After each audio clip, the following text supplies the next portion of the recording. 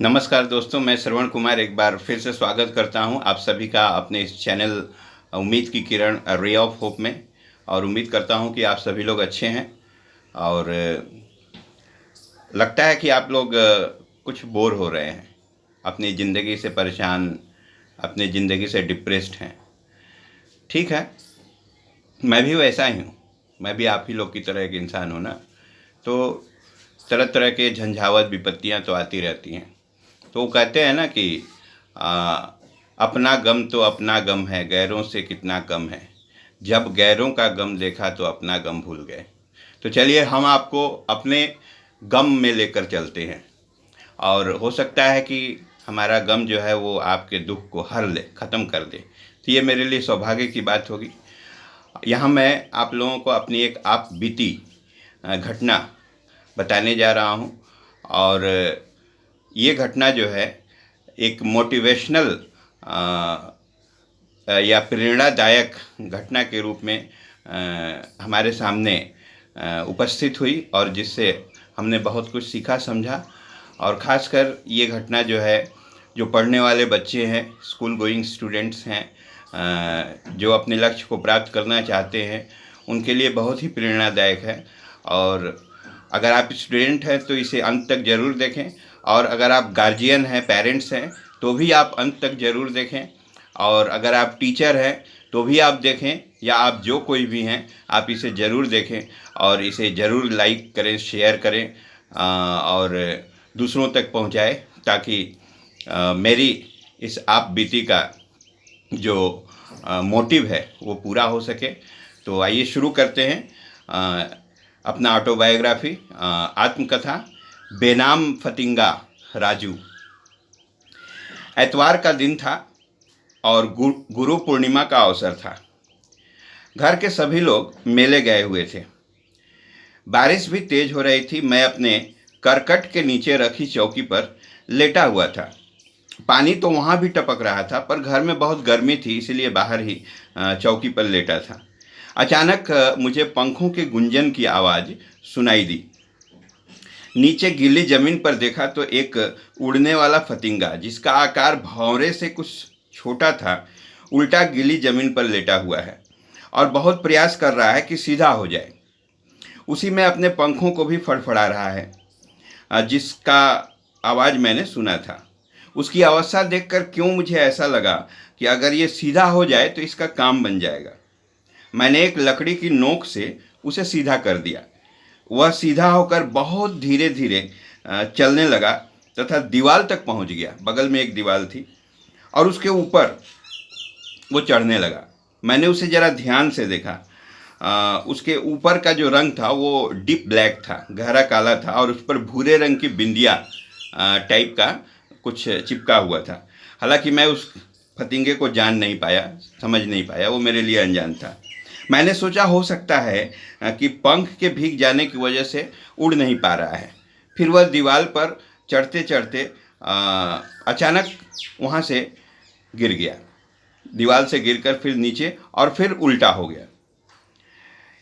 एक बार फिर से मैंने उसे सीधा किया और फिर वो दीवार की तरफ जाना शुरू किया और उस पर चढ़ना शुरू किया, और बिल्कुल फिर वो उल्टा नीचे ज़मीन पर गिर गया। बड़ा अजीब चक्कर था। मैं इस बार उसको सीधा करके दीवार से बहुत दूर एक ऐसे स्थान पर रखा जहां उसे किसी और दूसरे का स्पर्श न हो, जहां उसे अपने सिवा किसी दूसरे के सहारे का एहसास न हो, ताकि वह अपने बारे में सोच सके, अपनी क्षमता से परिचित हो सके, अपने उड़ने की ताकत से रूबरू हो सके। और थैंक्स गॉड, हुआ भी कुछ ऐसा ही। कुछ देर तक वह चुपचाप बैठा रहा, जैसे अपने आप को केंद्रित कर रहा हो, अपनी क्षमता की पहचान कर रहा हो, उसकी तलाश कर रहा हो। फिर एकदम अचानक वह पंख फैलाकर उड़ गया। मुझे उसे उड़ते जाते हुए देख बहुत अच्छा लगा।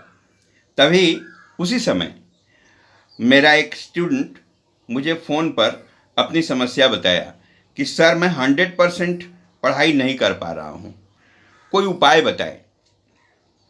जी हाँ, मैं एक अध्यापक हूँ और बंसी बाजार बलिया के बंसी बाज़ार में, बलिया के बंसी बाज़ार में स्थित है ज्ञान कुंज एकेडमी, उसमें कार्यरत हूँ।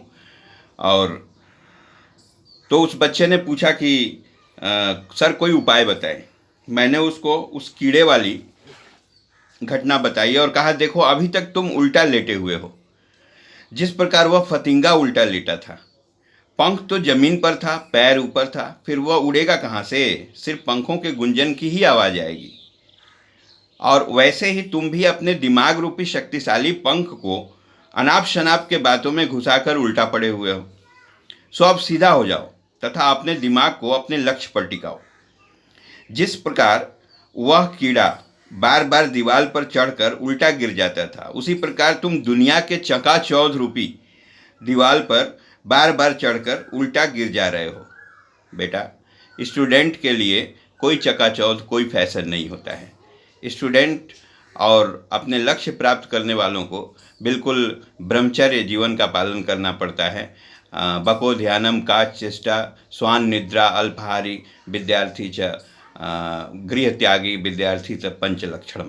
तो ये विद्यार्थी को बिल्कुल सन्यासी होना पड़ता है। तो जिस तरह से वो कीड़ा दीवार पर जाकर उल्टा गिर जा रहा था, उसी तरह से तुम भी दुनिया के चकाचौंध रूपी दीवार पर चढ़कर और फिर से उल्टा लटके हुए हो। तो किस तरह से? ये संभव नहीं है कि पढ़ाई 100% हो पाए। अब दीवार रूपी चकाचौंध और भ्रम का सहारा न लेकर अपनी ताकत को पहचानो। और इसके लिए तुमको भीड़ से निकलकर बाहर आना पड़ेगा, एकांत में, जहाँ सिर्फ तुम रहो और कोई न रहे। फिर अपने अंदर झांक कर अपने हथियारों को, अपने शस्त्रों को, उनको पहचानो। जिस दिन सही पहचान हो जाएगी ना, उस दिन उस फतिंगे की तरह तुम भी उड़ जाओगे। उस चेले ने पूछा, सर उस फतिंगे का नाम क्या था? मैंने कहा भाई पता नहीं। तो उसने कहा कि सर वह अनजान कीड़ा नहीं है, वह बेनाम नहीं था, उसका नाम राजू है। मुझे हंसी भी आ गई। मैंने कहा कि भाई ये तो तुम्हारा नाम है। तो फिर राजू ने कहा कि सर उस फतिंगे ने मुझे एक नई शक्ति दी है, एक नई दिशा, एक नया जोश दिया है, इसलिए आज से वो बेनाम नहीं है। उसको मैं अपना नाम देता हूँ तथा मैं भी उसी की तरह एक दिन आपको उड़कर दिखलाऊंगा। मैंने हंसते हुए कहा, भगवान तुम्हारी इच्छा पूरी करे। तो दोस्तों, ये कहानी इस तरह से मेरे जीवन की एक अजीबोगरीब घटना थी, जिससे मैंने बहुत प्रेरणा पाया और उसको मैंने अपने स्टूडेंट्स में, अपने लोगों में फैलाया और इससे उनको फ़ायदा भी हुआ। आज जिस राजू की बात मैं कर रहा हूँ वो एक गवर्नमेंट अफसर है और बिल्कुल तैनात है, अपने गृहस्थ जीवन के भार को बखूबी निभाने के लिए वो बिल्कुल तैयार है।